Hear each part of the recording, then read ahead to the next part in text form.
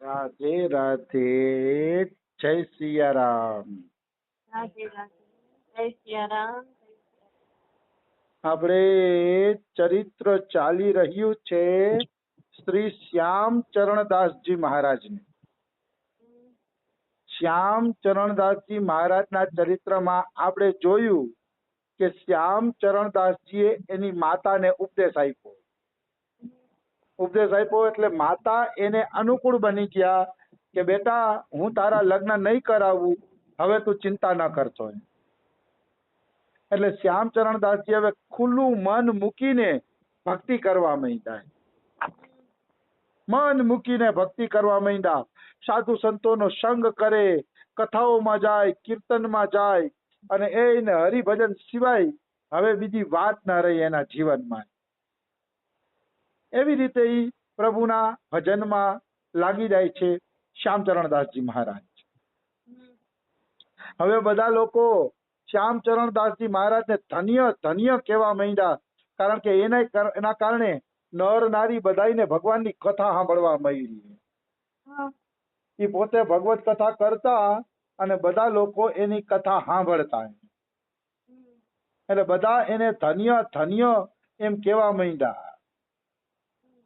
આ રીતે રણજીતલાલની ભક્તિ દિન દુની રાત ચૌગુની વધતી ગઈ. હવે એક વાત યાદ રાખવાની કે ભક્તિ વધે એટલે મનુષ્યના મનમાં ભગવાનને પ્રાપ્ત કરવાનો વિરહ વધે.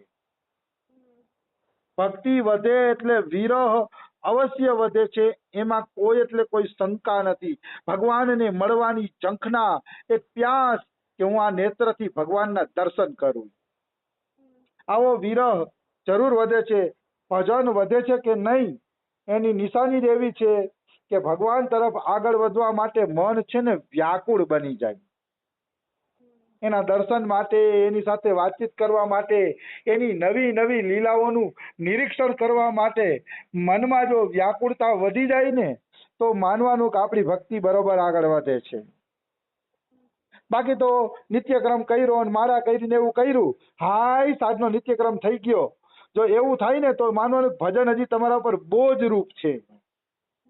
કારણ કે નિત્યક્રમ થાય છે તો તમને હાઈસ્કારો થાય છે કે હાઈસ આ નિત્યક્રમ થઈ ગયો, એનો અર્થ એમ છે કે ભજનને તમે બોજ રૂપે કરો છો. હજી ભજન તો એવી વસ્તુ છે કે નિત્યક્રમ પૂરો થાય ને તોય મનમાં લાલસા રહીએ કે હજી સમય હોત તો હજી ભજન કરત, હજી ભજન કરત, હજી વધુ ને વધુ ઠાકોરનું ભજન કરત, એવો ભાવ જાગે. એવો ભાવ જાગે તો માનવાનું કે તમારી અંદર ભજનની સાચી લાલસા છે, નહીતર સાચી લાલસા નથી ભજનની. તો શ્યામચરણદાસજી ના મનમાં વિરહ ઉત્પન્ન થયો ભગવાનના ભજનનો, અને વિરહના કારણે એની આંખોમાંથી દળદળ દળદળ કરતા આંસુડા પડવા માંડ્યા.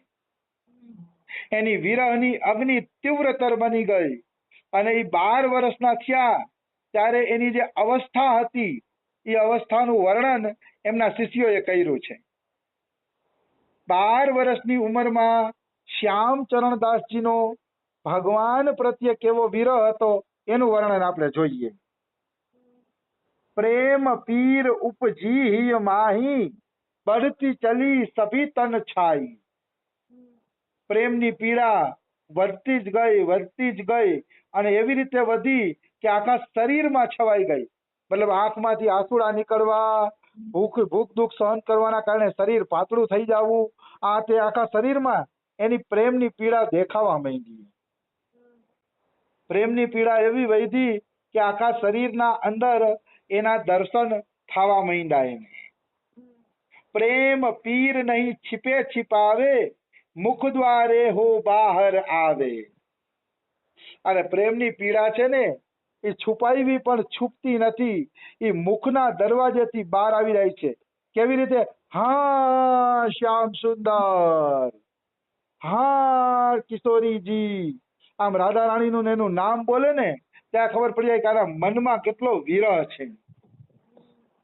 એક અમારે કામામાં સિદ્ધ કૃષ્ણદાસ બાબા થયા છે. કામાની અંદર એ કૃષ્ણદાસ બાબા એકવાર વિરહમાં એમ કીધું ને, જય શ્રી રાધે, તો એની કુટિયાની છત ફાટી ગઈ. હા એ વિરહમાં એને એવડો મોટો પોકાર કર્યો કે એના કુટિયાની છત ફાટી ગઈ. આનું નામ વિરહ કહેવાય. હા વિરહ જ્યારે હૃદયની અંદર આવે છે ત્યારે તો એ આખા શરીરને એક અલગ રીતે મથી નાખે છે. વિરહ ભગવાનનો થાય ત્યારે જીવવું મુશ્કેલ થઈ જાય સાધકને. એના મોઢા ઉપરથી ખબર પડી જાય, એના શ્વાસય ગરમ હાલતા હશે જોજો, એટલે ખબર પડી જાય કે આ તો ભગવાનના વિરહમાં છે. આવો વિરહ હોય ત્યારે ભગવાનના દર્શનનો જીવ અધિકારી બને છે.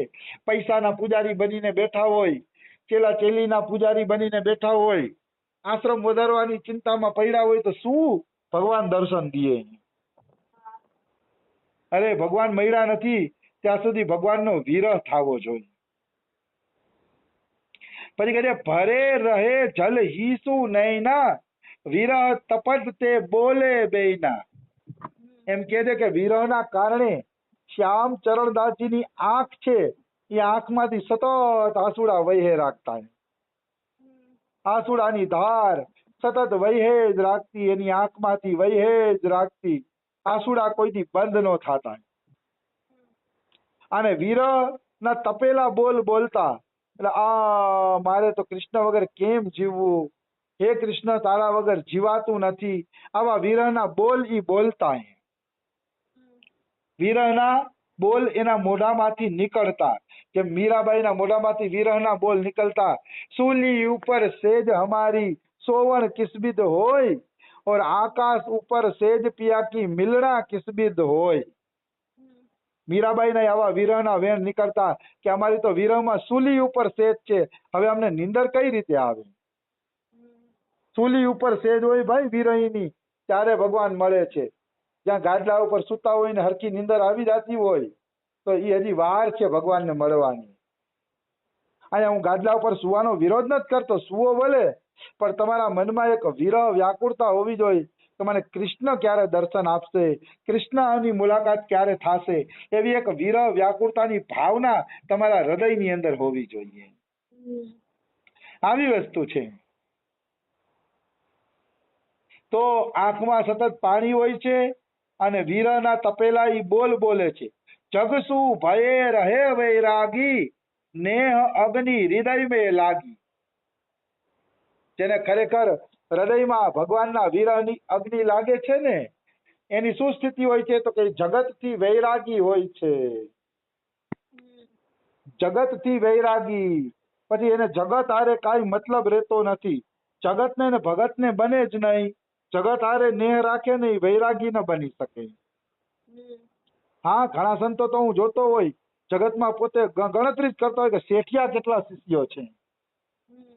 શેઠિયા શિષ્યો જેટલા હોય ને એટલાને ગણતરીમાં જ રાખ્યા હોય કે આને હાચવવાના છે. કારણ કે આ જ દાન દક્ષિણા આપે છે એટલે એને એ હાચવીને બેઠા હોય. હું એટલા માટે કહું છું કે અમે બરસાનામાં આવું બધું અનુભવ કરીએ છીએ. અમારા બેનના ગ્રુપમાં એક આઈજી જોડાણા છે, તો એ આઈજીને પોતાના પક્ષમાં કરવા માટે ઘણા સંતોએ સંપર્ક કર્યો. અમારા ઘરે આવીને આમંત્રણ દઈ જાય કે અહીંયા કાર્યક્રમ છે, ઉત્સવ છે, એને કેજો આવે. આ હું લોદર તોડતા હશે, આમ કાંઈ ભજન થોડા થતા હોય, કાંઈ ચેઠિયાઓને નિમંત્રણ એટલે દઈએ કે એ પગલા કરે તો કાંઈક પૈસા આપે તો હાલે. આ બધી બેકાર વાતું છે. આ રીતે વિરહીનું જીવન ન હોય. વિરહીનું જીવન તો એવું હોય કે એને એનું શરીરે ભારે લાગતું હોય કે શરીરે છૂટી જાય તો નિરાશ થાય. બીજાની તો દૂરની વાત છે, ચેઠિયા બેઠિયાની ચાટુકારી કરવાની તો દૂરની વાત છે, શરીરે બોજરૂપ લાગતું હોય, શરીર છૂટી જાય તો સારું. આવી વસ્તુ છે. એને કહેવાય વિરહની અગ્નિ. દિન નહીં ભૂખ, નીંદ નહીં નિશી નાહી, હરિકા મિલન સોચ મન માહી. દિવસે એને ભૂખ લાગતી નથી, રાત્રે એને નીંદર નથી આવતી. એક જ વસ્તુ હોય છે કે હરિ ક્યારે મળે, હરિ ક્યારે મળે, હરિ ક્યારે મળે, બસ એક જ. બાકી એને કોઈ પણ પ્રકારની ખાવા પીવાની શુદ્ધિ નથી હોતી અને શરીરની શુદ્ધિ નથી હોતી. એમાં કોઈ એટલે કોઈ શંકા નથી. આવી વસ્તુ છે. અમે હમણાં એક સંત મને કહેતા હતા, કોઈના નામ તો હું ન દઉં, સારું ન લાગે, તો એક સંત કહેતા હતા કે અમારે સંતોને કીટ વેચવી હતી. ચોખા દાળ મગની ને એની કીટ વેચવી હતી કે સંતોને વેચીએ. તો કે કીટ વેચવાનું અમે કીધું ને તો સંતોએ 25 વસ્તુનું લિસ્ટ ગણાવ્યું. ટૂથપેસ્ટ, સાબુ, તેલ એ બધું આપો પછી તો જ અમે કીટ વેચીએ, નકર તમારી કીટ નો વેચીએ કે. હવે સંતો વળી સાબુનું ટૂથપેસ્ટનું આ છે ને એ અરે સંતોને તો ચોખાદાર મળી જાય તો બહુ થઈ ગયું કહેવાય. હા ચોખાદાર મળી જાય તો એ ખાઈને પ્રભુનું ભજન કરવું જોઈએ. આ તો કીટમાં એમ લખ્યું કે બ્રશ આપવાનું, ટૂથપેસ્ટ આપવાની, સાબુ આપવાનું, તેલ આપવાનું, માથામાં નાખવાનું. હા હવે એ બધું તો શું મારે વાત કરવી. આવી ફરમાઈશું સંતોને હારી ન લાગે. જોકે હું બધા ઉપયોગ કરું છું, ટૂથપેસ્ટ નો ઉપયોગ કરું છું ને પણ અમે ક્યાંય માગવા નથી જતા. સહજ ભગવાને વ્યવસ્થા કરી છે તો ઉપયોગ કરીએ છીએ કે ભાઈ શરીર ટકી રહીએ એટલા માટે. પણ સાધુએ માંગણી કરવી જોઈએ. માંગણી કરવી ને એ ગુનો છે. માગે એ સાધુ નો હોય. તો એને 25 રીતે આ કીટની માંગણી કરી. અરે ચૈતન્ય મહાપ્રભુને જગદાનંદે કીધું તું ને કે તમારા માટે તેલ લઈ આવ્યો છું બંગાળથી, તેલની માલિશ કરજો. તો ચૈતન્ય મહાપ્રભુએ ઘસીને ના પાડી દીધી કે સન્યાસી કોઈ દી તેલ ના લગાડે, એટલે હું તેલની માલિશ કરવાનો જ નથી. તો જગદાનંદ પંડિતને ગુસ્સો આવ્યો તો તેલનું માટલું આંગળામાં ફોડી નાખ્યું એને. અને મહાપ્રભુથી નારાજ થઈ ગયા. મહાપ્રભુથી નારાજ ભલે થઈ ગયા પણ મહાપ્રભુએ ચોખ્ખું કહી દીધું કે હું ક્યારેય કોઈ પણ પ્રકારની અનુચિત માંગણી પૂરી નહીં કરું. સન્યાસી તેલ ન ઘસે એટલે ન જ ઘસે એમ. પોતાના નિશ્ચય ઉપર દ્રઢ રહ્યા એને કહેવાય મહાપુરુષ. એને મહાપુરુષ કહેવાય કે જે પોતાના નિશ્ચયો ઉપર આ રીતે દ્રઢ રહીએ. તો મારો કહેવાનો ભાવ શું છે, સંતોએ ક્યારેય શાસ્ત્ર વિરુદ્ધ ક્રિયા કરવી ન જોઈ. શાસ્ત્ર અનુસાર હાલીને પ્રભુ પ્રાપ્તિનું જ એક લક્ષ્ય રાખવું જોઈએ. એ જ અસલી સંતનું સૌભાગ્ય છે. સુખે હોઠ બદન રહે પીરા, બિન દર્શન મન ધરે ન ધીરા. મતલબ એના હોઠ સુકાઈ ગયા હોય, કારણ કે વિરહના શ્વાસ નીકળતા હોય ને એ શ્વાસના કારણે એના હોઠ સુકાઈ ગયા હોય છે અને મોઢા ઉપર પીળા છે અને દર્શન વગર એના મનમાં ધીરજ રહેતી નથી. આવી વ્યાકુળતા હોય ત્યારે જીવ ભગવાનના દર્શનનો અધિકારી બને છે. એમનેમ ભગવાનના દર્શનનું અધિકારી નથી બનાતું. બહુ કઠિન છે, અતિ કઠિન છે. પ્રભુની કૃપાથી એના દર્શનના જીવ અધિકારી બની શકે છે. અન્યથા કદાપી સંભવ નથી કે એ ભગવાનના દર્શનના અધિકારી બની શકે. હાલાકી આવો વિરહ પણ પ્રભુ જ આપે છે. આવો વિરહ ભગવાન જ આપે છે, કારણ કે ભગવાનની કૃપા વગર આવો વિરહ મળતો નથી. આવી વસ્તુ છે. એટલા માટે જ સંતો એમ કહેતા હોય છે કે પ્રભુની કૃપાની વાટ જુઓ. પ્રભુની કૃપાની વાત જોઈને ભજન કરી જાઓ. પ્રભુ કૃપા કરશે ત્યારે આવો વિરહ મળી જશે તમને. નિશ્ચિત રૂપે મળશે, એમાં કોઈ શંકા નથી. પણ કૃપાની વાત જોવી પડશે. તો અહીંયા એમ થાય કે પ્રભુની કૃપાથી જ વિરહ આવશે તો ભજન શા માટે કરવું? તો કે ભજન કરવાનું છે. ભજન કરવાથી પ્રભુની આપણી ઉપર નજર જશે કે આ વ્યક્તિ મને મળવા માંગે છે તો ચાલો આની ઉપર હું કૃપા કરું. ભગવાન નજરમાં તો દરવાજો તો ખખડાવવો પડે ને. પછી ભિક્ષા આપવી કે ન આપવી, દરવાજો ખોલવો કે ન ખોલવો, એ બધું માલિકના હાથમાં છે. પણ ભિખારીનું કર્તવ્ય એટલું તો બને છે કે એકવાર દરવાજો ખખડાવે. પછી ભિક્ષા મળે કે ન મળે એ માલિક જાણે, પણ દરવાજો ખખડાવીને એકવાર આપણે જાણ તો કરવી જોઈએ કે ભાઈ તમારા દરવાજે અમે માગવા આવ્યા છીએ, તમે અમને આપો કાંઈ કે. ભાઈ માગવું જરૂરી છે, બોલવું જરૂરી છે. એમાં કોઈ એટલે કોઈ પણ પ્રકારની શંકા નથી. આવી વસ્તુ છે. પછી ભાઈ માગ્યા વગર તો એમ કે છે માય પીરસતી નથી, તો તમારે ભગવાન પાસે કૃપાની ભિક્ષા તો માગવી જોઈએ ને એમ. અને માગ્યા વગર ભગવાન કેવી રીતે આપે? જો માગ્યા વગર ભગવાન આપી દે તો સંસારના બધાય જીવો ભગવાનના જ છે. તો ભગવાનને માગ્યા વગર બધા ઉપર કૃપા કરવી પડે. પણ ભગવાન બધા ઉપર કૃપા એટલે નથી કરતા કારણ કે માગવું તો પડે છે. માગ્યા વગર ભગવાન આપતા નથી. તો એની વિરહની પીડા કેવી હતી એનું વર્ણન આમાં આવ્યું. હવે પાછું વિરહની પીડાનું વર્ણન અડધું કાલે લઈ લેશી. આજે સમય થઈ ગયો છે. રાધે રાધે, જય સિયા રામ.